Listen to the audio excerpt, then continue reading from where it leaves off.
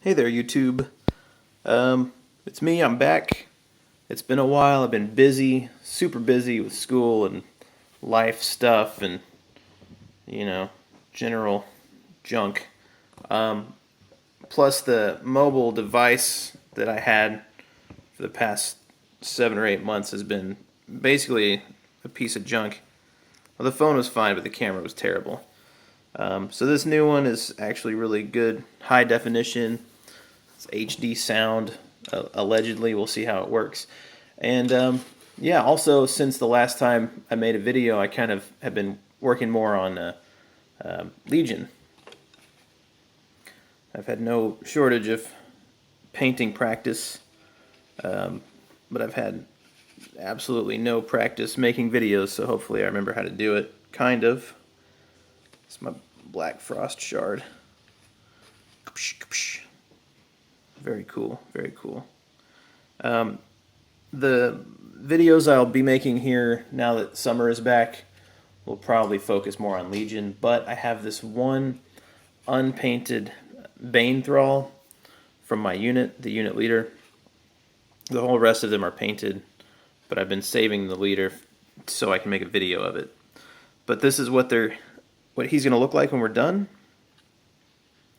I don't know how the color is. I don't like the color on the screen, honestly, but you can see this is supposed to be bluish, but it's all very pale and ghostly, kind of everything's pretty muted. I speed painted the whole unit, so they're not terribly detailed, not my best work, but definitely, I mean, I'm not embarrassed to put them on the table, we'll put it that way. So, without further ado, what we're going to need for this are, I got one of these big bottles of acrylic, just generic craft paint. This is nautical blue. It's kind of a, like an ocean blue, I guess. That's going to be what the robe is colored with. Okay. We're going to use, for the armor, I'm going to use model color gunmetal gray. I'm going to highlight it with this generic silver. The gold, I'll put him here for reference. The gold parts are going to be Emperor's Gold. This is a really nice gold metallic. It's super cheap, but it turns out really well. For the skull, I'm going to use flesh and white, and those two together will make a nice death color. And then, of course, my Nuln oil is what I'm going to use in the cracks to kind of define the details in his skull and his mouth and his eyes and everything. And also I'll use a layer of that on his armor to just make it look greasy and gross. And I have a little bit on here of this bronze, which I've used, I don't know if it shows up on the camera, but I've used it on the edges of his armor just to give it kind of a, kind of an aged look. I think you can see it. This camera is supposed to have laser focusing and something, but I don't know. Okay, so let's get started. I will begin with his robe because it's the easiest part. I pretty much always begin with the robe. It's also the biggest part, so you get it out of the way faster and you feel like you've already got a lot done. So what I'm going to do, if you can see, I'm going to take some of this nautical blue, shake it up, because these craft store paints tend to separate and they're pretty thin anyway. But I'm going to use a little more than that. I'm going to get a glob of that. And I forgot to mention, but we're also going to be using black. Another just generic, the name of this color is black. And I'll get a glob of that. So the idea on robes, on capes, and this guy is actually a great example.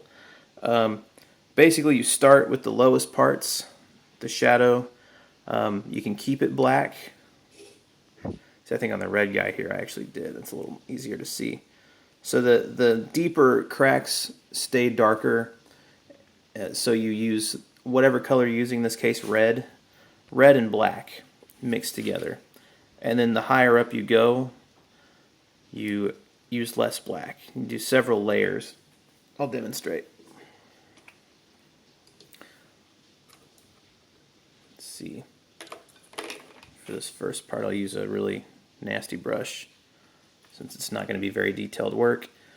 I'm going to use mostly black. In fact, I'm just going to take some blue and drag it over here onto my black and just kind of stretch it out a little.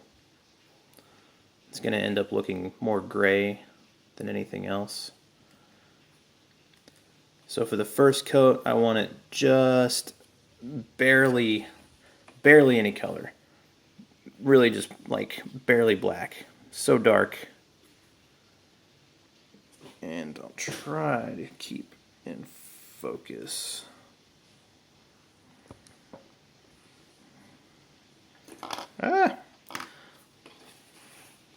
It's hard to do. It's hard to stay out of the light. Okay. Start with the back. And I'm just going to go over the whole cape, everything.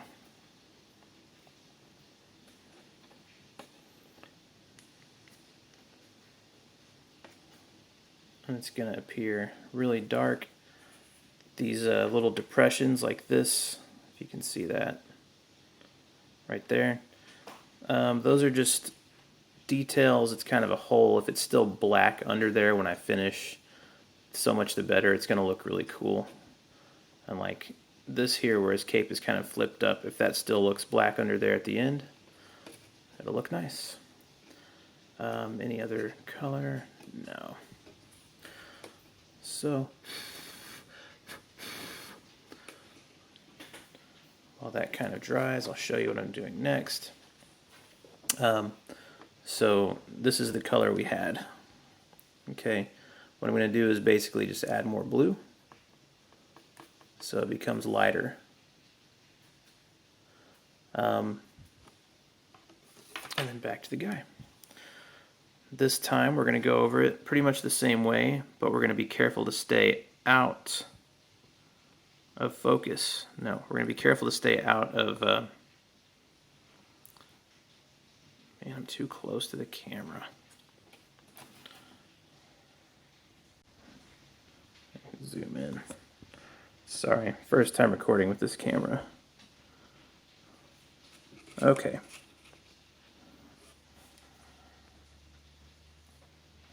So, on this second layer, you don't want to get all the way into the cracks, but you also want to be mindful that you want the brighter areas to be on the top. So I usually start with the top and then work my brush down like that.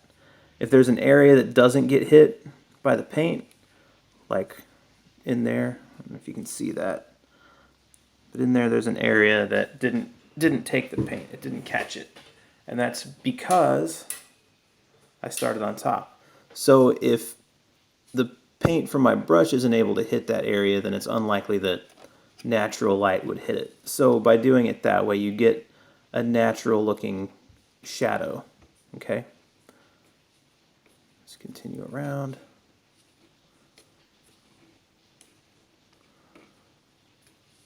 And you can see on this little spot right here, I know on camera it's hard to tell, but it's still painted black in there. It looks like a shadow, but we did that on purpose. Okay. So already just with those two layers, you're starting to see the difference between the black and the blue, especially right here. We're gonna let that dry for just a few seconds, and we're gonna do it again. Oops, we don't want that much black. It comes to a point where you can actually start taking your black and carrying it over to the blue, because you want it more blue, more blue, more blue. And since these paints are thin, they tend to be pretty see-through anyway. So let's not a bad idea to do several layers with them. It is a bad idea to block the camera view because that kind of defeats the purpose of what I'm doing here. So, all right, same idea. It's still wet, so I'm going to be careful.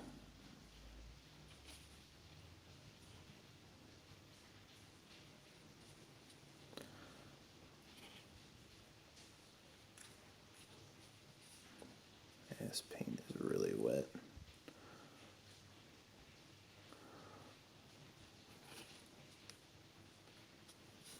So here's what we'll do. We're going to let that dry for a bit. And while it does, trusty pickle jar over here. While we let that dry, we're going to switch over to something else. How about... let's see, we're running at 11 minutes already. Maybe I should just pause the video until it's dry and come back. Let's do that. I'll be right back in an instant. And we're back. You can probably tell I did just go ahead and paint his, jeez. I went ahead and painted his axe hilt. So, and all I did for that was use a generic brown and go over it. Not even with any great detail, just enough to say I did it. Try to get some more light down here.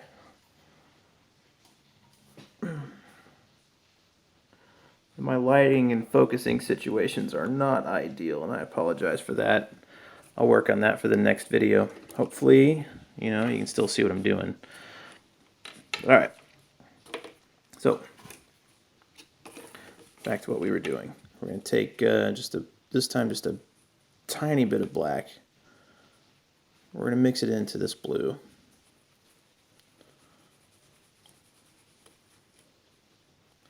We want it to be very blue.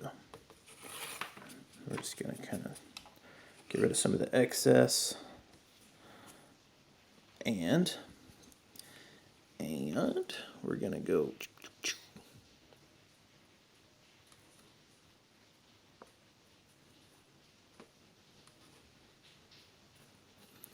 in the same direction that we were doing to begin with. And that's pretty important. When you're doing layers like this, try to do your brush strokes in the same direction every time. At least that's the technique I use. And that way the layers go right on top of each other each time. So that was a very light coat of paint. This time we're just going to use just the blue, no black, just blue. This is going to be our final coat with this, maybe.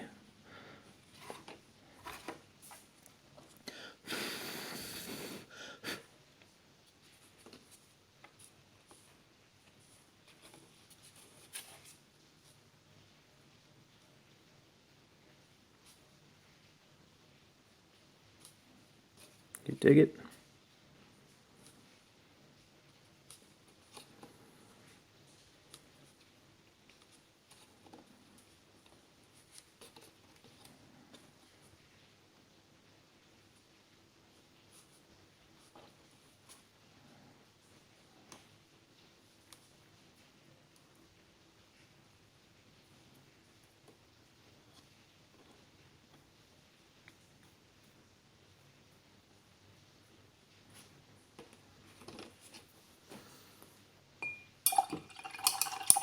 I don't think the shadows are quite as deep. That's what I'd prefer. See, if you look at this guy, it's quite a difference in the shadows. But that's okay. So once that's dry, we're going to go over it one more time with a dry brush of Ethereum Blue. I didn't mention this before, but this is an actual dry Citadel dry paint.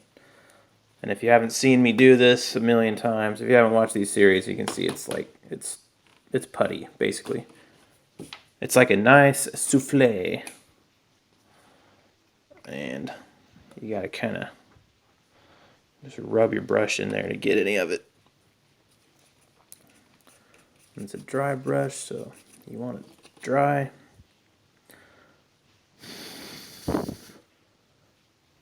He's not totally dry. Don't do this. We're just going to start on top. And on a dry brush like this, you just want the very highest points on the model to catch the paint.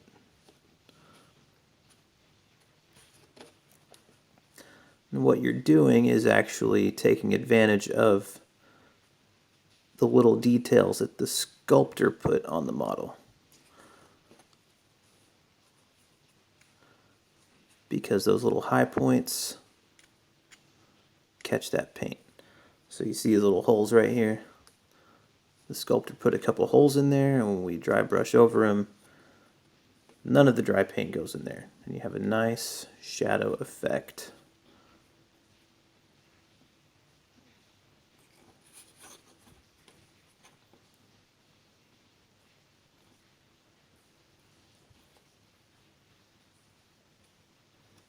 We do want a little more on here because that's a flat surface that just faces into the light. So there you go. It's not the best cloak I've ever painted, but you get the idea, hopefully.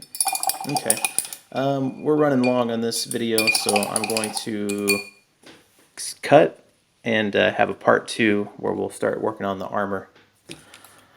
Thanks for watching.